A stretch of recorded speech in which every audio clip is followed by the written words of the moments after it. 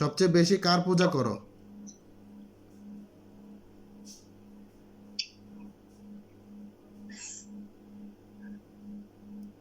কালীর পূজা করো?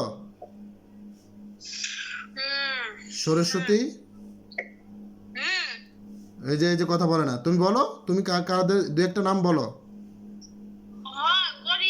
তো নাম বলতে সমস্যা কি? তোমার দেব দেবীর নাম বললে সমস্যা কোথায়? বলো, দু একটা নাম বলো। যাদের পূজা করো এদের দু একটা নাম বলো।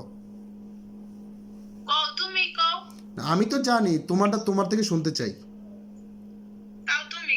না, তুমি জানো, তুমি যেহেতু পূজা করো, আমি তো আর হিন্দু না, আমি হয়েছিলাম মুসলিম।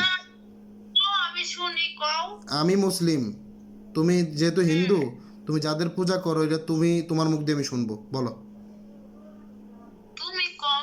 না, আমি জানি তো, বলার জন্য তো তোমার প্রশ্ন করলাম, তোমারটা তুমি বলবা। বলো, পূজা করো, বলবা না?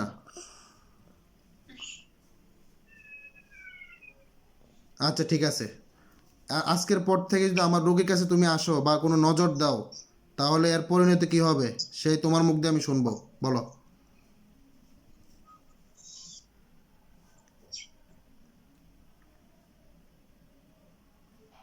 আজকের পর থেকে যদি আমার রোগীর উপরে তোমরা নজর দাও, কোনো কালেকশন রাখো, তাহলে এর পরিণতি তোমরা কীভাবে কী নিবা, বলো।